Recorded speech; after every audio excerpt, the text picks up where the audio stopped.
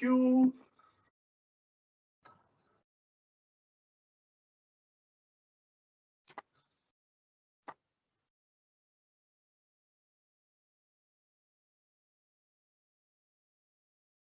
Good afternoon, everybody. You are so welcome to FET Fest, Transformation Thursday, and our second last session of the day.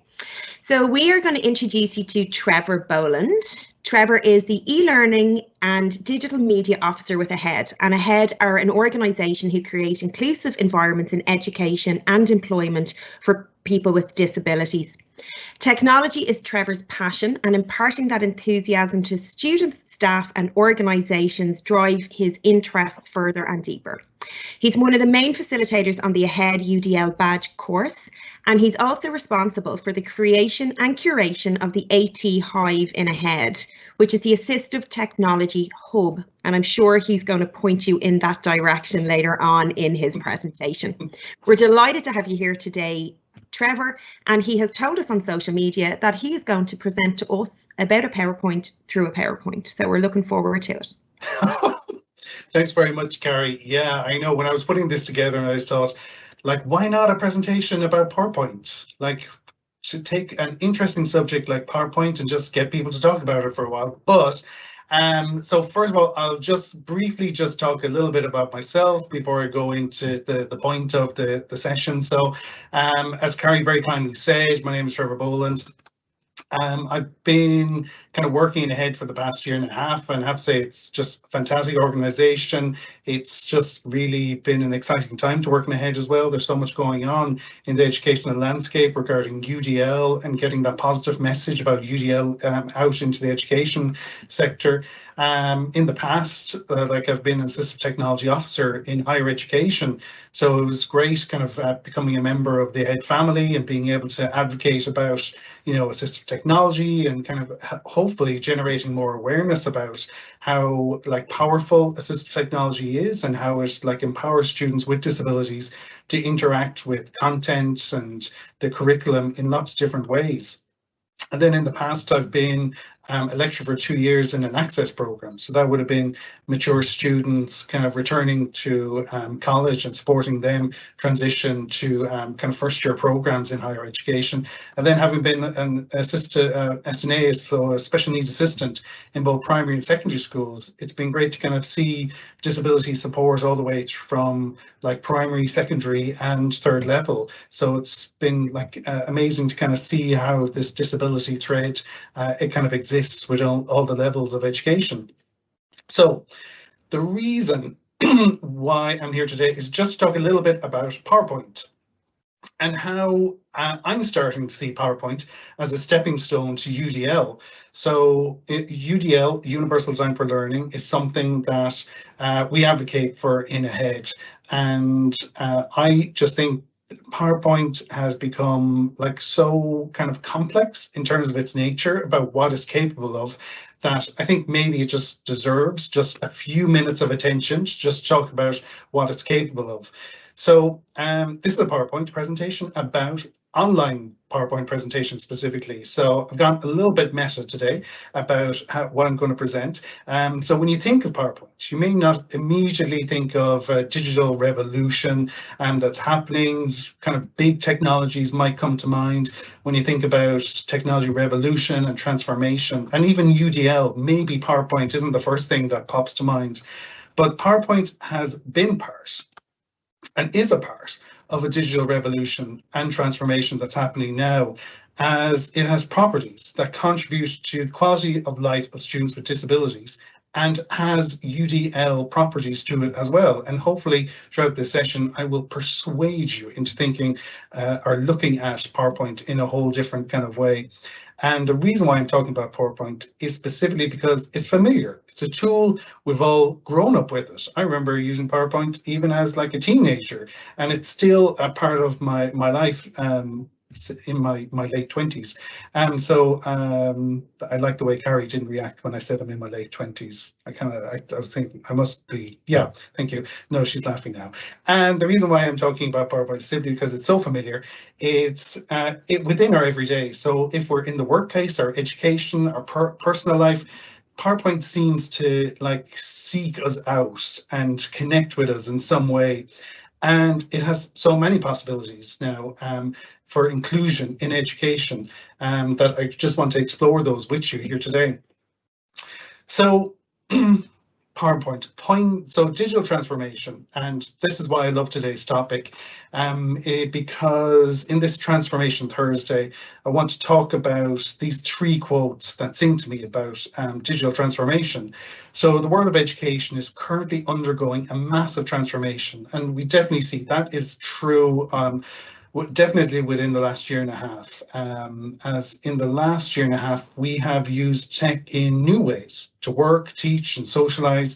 And why not look at PowerPoint as a tool that we can maybe look at as maybe it's something we've rethought out as well during this kind of year and a half experience.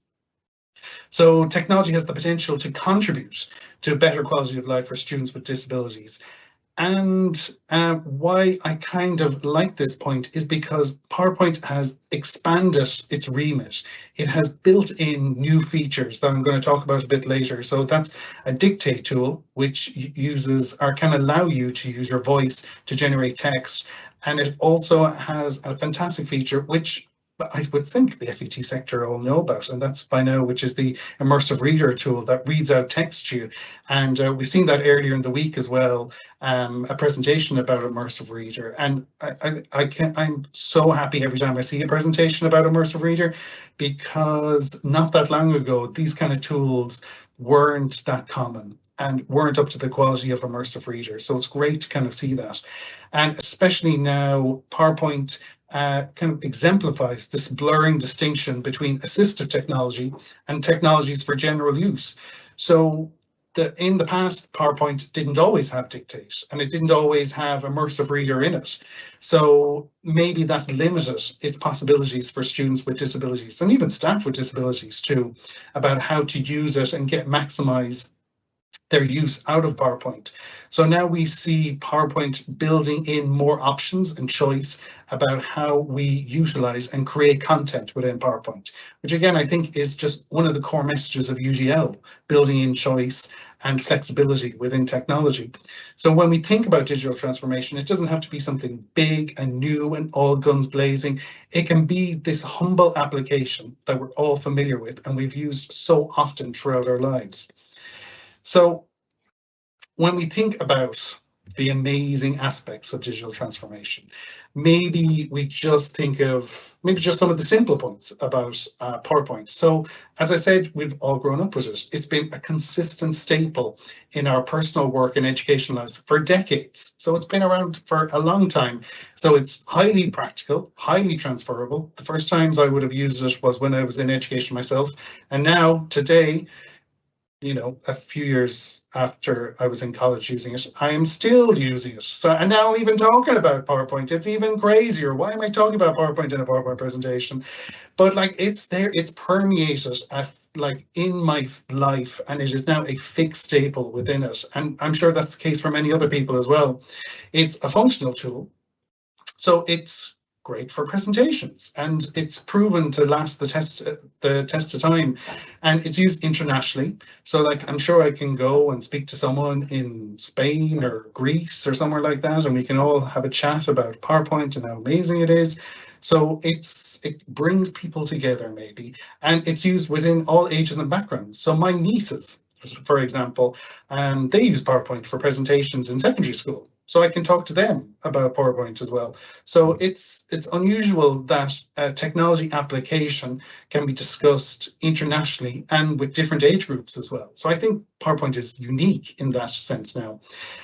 Its interface hasn't changed dramatically. So even from when I was younger and I would have used it, I mean, many of the ribbons in it still look the same, still pretty much have similar features in it.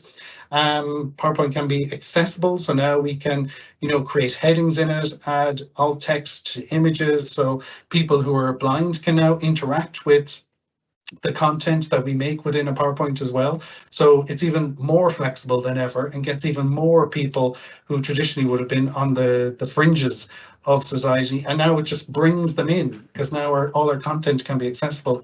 Assistive technology is evident. So like the two tools that I just love about PowerPoint, the dictation tool and Immersive Reader tool. When I was an AT officer 10 years ago, these just were very rare to find in the freely available. So for me, every time I see them and use them and hear other people talking about them, I still get really excited because it just reminds me of years worth of conversations with students where unfortunately we could only buy these as specific bespoke technologies that would cost quite a bit of money, while now they're embedded into these everyday tools that we use. So it's great that now they can be commonplace. And also they're flexible. So now you can have PowerPoint on your phone, a tablet, laptop, desktop. So it's even been more flexible than ever. So you can work on the go and try it out in different platforms or devices that you can. And then it also caters for group work. So you can share your presentation, you can collaborate together online. So if your staff making a presentation or your students creating a presentation as well, there's even more flexibility. And then and then there's even more stuff I could go on about PowerPoint. You can even turn your PowerPoints into videos and GIFs if you want. So it's never been more flexible in terms of what you can put into a PowerPoint, how you can export it, how you can do group work in it, about all the assistive technology tools. It's just become an incredibly deceptively powerful tool, as this everyday item can be somehow kind of forgotten about, as it's just been such a main part of our life. So in case you haven't heard about UDL, I'm hoping I'm preaching to the converted here, but if you are new to it, it's like a new type of mindset that you bring to your teaching and your learning. And what's more is that it's a scientifically valid framework for guiding educational practice that provides flexibility in the ways information is presented and the ways students respond and demonstrate knowledge and their skills. And UDL reduces barriers to instruction, which is great. And I think PowerPoint even does that as well because of the Immersive Reader and the dictation, and it provides appropriate supports and maintains high achievement expectations for all students. And actually, one of the ways I think PowerPoint does this in terms of instruction is that there's a help guide within PowerPoint. So if you don't know how to do something, you just search for a keyword in it and it'll pull it up, the instructions. You don't even need Google to search and get help for it. You can seek for the help within the application itself. I think that's perfect. Like, talk about like helping students become independent learners. And so not only does it benefit students with disabilities, which is a key part of UDL as well, but it benefits all students. So not only students with disabilities can use dictation and PowerPoint, but there might be students who might use the dictation tool who don't have a disability. So there might be a student who has like a sports injury, for example, and maybe they can't use their hand for a few weeks, maybe they're sprained. So why not use the dictation tool to write your content in it? And then even the Immersive Reader tool. If English is my second language, maybe I'm just going to use the Immersive Reader tool just to help me acculturate to the English language and just provide that extra support I need in terms of comprehending what's being asked in the actual paragraph. And I mean, they're perfectly fine, valid reasons to use these technologies as well. So UDL, it has these three principles. And where I'm trying to link them with PowerPoint is just in really simple ways. So in terms of engagement, which is the first UDL principle, like I said, that inbuilt help within PowerPoint is a great way of students navigating and exploring and understanding how to use PowerPoint themselves using this inbuilt help. And then there's so much choice about how you create your content within PowerPoint as well. So you can put in videos, you can create videos, then embed those videos in PowerPoint. You can write text, which is perfectly fine, or you can create infographics or create charts and all that. So, and then it even has the presenter coach option. And if you haven't explored this, definitely go to YouTube and explore presenter coach and that video for it, as it's a way where you can practice your presentation and it gives you feedback about your presentation. I know Carrie Archer is a big fan of presenter coach, and I think she even gives a few presentations on it. So and that's a game changer for me, because like anxiety levels with students regarding presentations. I think that was a common thing I would have seen in higher education. And now it's like PowerPoint have heard this need and are now kind of allowing this facility of students to practice presentations to alleviate that anxiety and make them more successful at giving presentations. And I think that's just amazing. And then in terms of representation, the second principle, the what of learning, where I think PowerPoint does a great job then really responding and connecting with students with disabilities is like when I give a presentation, I have the option of allowing closed captions to appear as I speak. And that is a really simple tool to switch on, and then people can connect with not only what I'm saying, but they can see what I'm saying as well, and then interact with what I'm communicating with. And then in terms of images and charts, now you can just add alt text. So as I was saying earlier, students who are blind now can understand these visuals that are being put into presentations as well. So PowerPoint's even giving more options about even wider remits of students to access this material I've got in my PowerPoint. And then in terms of action and expression, the final principle of UDL, it talks about kind of flexibility. And that's where I'm a slight advocate of assistive technology, so I'm a little bit biased here. But when I think of flexibility within PowerPoint, like I do think of dictation tools, because for me, like my nimbleness in my fingers isn't as good as it was. So I definitely use the dictation tool to sometimes like type up with my voice rather than hand type, just to give my hands a rest and my mouth a go. And then it has spelling and grammar. My spelling and grammar can waver a little bit. And definitely as I'm getting older, I see my spelling and grammar getting worse. So in terms of the supports that PowerPoint gives me, it's great. It makes me a lot smarter looking than I actually am. So I appreciate assistive technology for doing that for me. And then in terms of how I can communicate, I can create videos, as I said, put those into PowerPoint, and then gives me options then about how to, like, what I can do with the presentation when it's finished. So even converting, as I said, a presentation into a PowerPoint as well is quite straightforward to do now with PowerPoint. So there's all these options and flexibility that give all these students now new options about what to do with this simple common tool that we're all familiar with.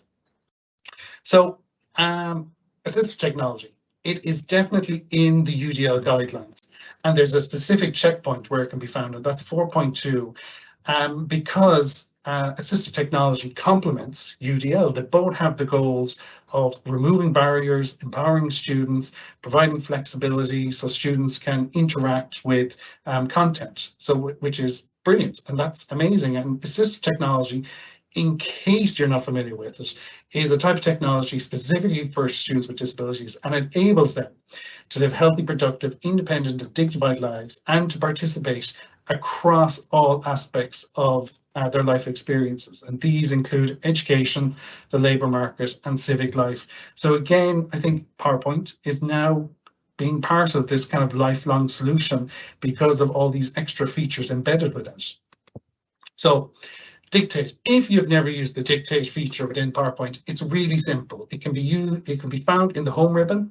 It's called Dictate. It has this icon, which looks like a little microphone. You just try it and you just practice with your voice, and it will generate text with your voice. And why it's so powerful is that I think now what we're seeing is, like, even for the likes of someone like me who uses it, I've slowly embedded it into my daily habits, where I will just generate content, written content with my voice. And sometimes I find I'm better at articulating my ideas by speaking them rather than typing them. So I find it a really useful way to explore what it is I want to say, and then edit and tweak things. So typically I would dictate first, and then I would turn off the dictate, and then I would edit the text afterwards. And for me, I've discovered that helps me as a learner, and that's my learning style. So even for students or for staff, assistive technology and PowerPoint itself can be a means of exploring your own learning style, which I think is incredibly powerful.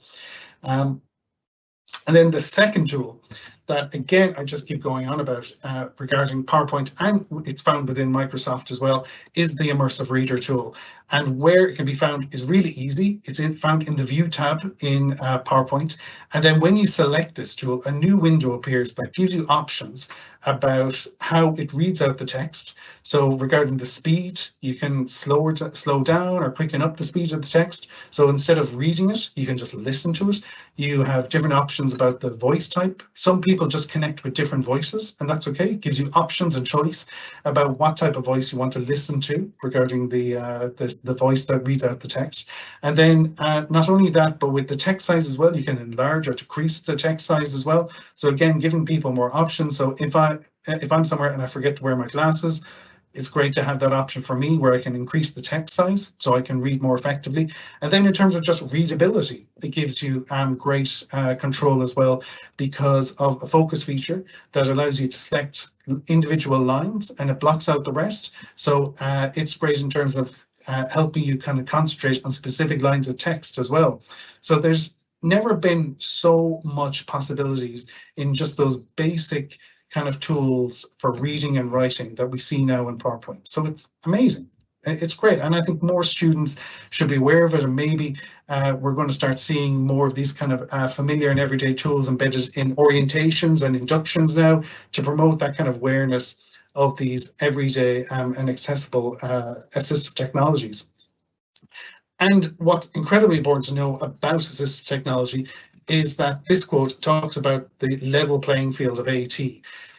So where I think this is really powerful, and for me, this puts kind of AT into that kind of mindset of why it's so useful, is that typically, again, we would see students with disabilities not playing on a level playing field without assistive technology.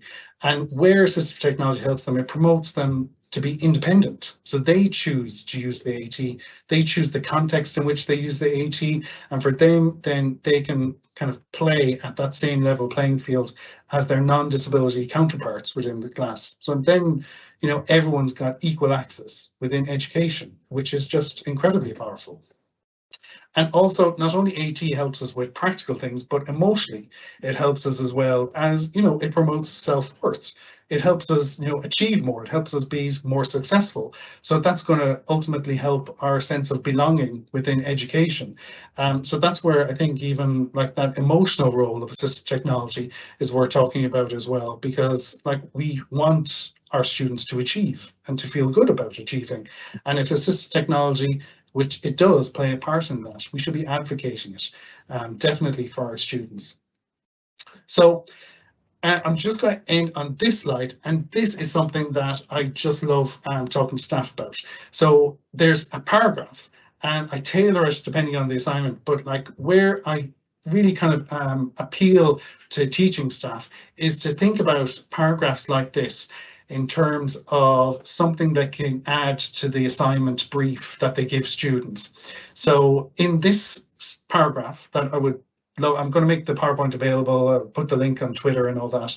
And where I kind of love this kind of paragraph is, say, if a teaching staff member is giving an assignment to students about creating a PowerPoint or delivering a PowerPoint, if within that brief that they give students about a PowerPoint presentation, if they could just copy this section and just place that at the end of their assignment. So where I'm kind of asking staff to do is kind of create these kind of signposts to these different supports. So what the aim is to generate awareness about all these built-in supports within PowerPoint, you know, about Immersive Reader, how it can help the students not only read and understand and even memorize maybe material within PowerPoint, but it will even allow them to hear the information and even maybe aid that proofreading process that can be so important to written content. And then in terms of that dictation tool that we see as well within PowerPoint, I think it's incredibly valid for students kind of see and experiment and try that, and to see whether it's a tool that connects with them or not. And if it is something that connects with them, they can get merit out of that. And again, you know, it's part of that, you know, menu of technology that helps them participate as fully as possible. And then even just think about the basic things like the spelling and grammar supports, how they can share the presentation so they can do a group work online. And then even importantly, to practice their presentations using that presenter coach option, where they can try, make the mistakes at home about how they present, then get feedback about maybe their use of language, their reading speed, their use of body language, which presenter coach offers, and then help them kind of succeed and test out in a safe environment their presentation abilities, and then build on those strengths from the feedback that presentation coach offers. So I'm going to leave it at that, because like in terms of a PowerPoint about PowerPoint, this is probably as much as I can milk out of a session before, especially because it's like 5:30 on a Thursday evening. So thank you so much for listening. Carrie, thanks a lot for facilitating this session, allowing me to talk about assistive technology, PowerPoint again. It's great. And thanks a lot for just the event anyway. It's been amazing to see all the speakers and the Katie Novak session today. I'm so sorry I don't have my own personal DJ with me today. Next time, I will aim to have my dog DJing for me. Yeah, he'll have the decks out.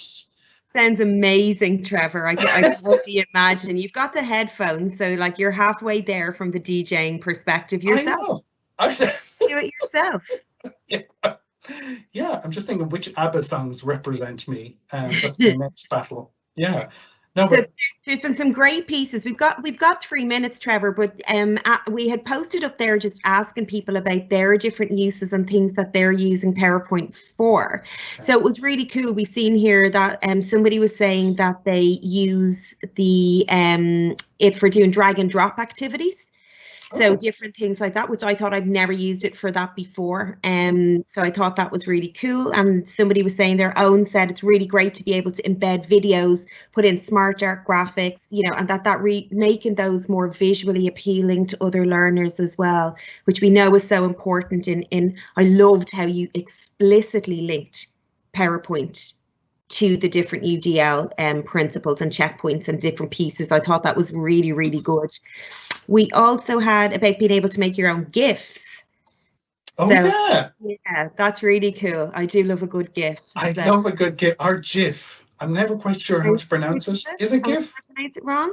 I don't know. Is it just one of those everlasting questions about how you pronounce it? Could be, yeah. We'll look. Do you know what? The only way to do it is look it up in the dictionary and see what the phonetic translation is. So I did do linguistics for a very short space of time, so I'll have to do that. And Caroline here said, which was really important, is actually signposting students to those benefits. So don't keep all of that knowledge to yourself. Yeah.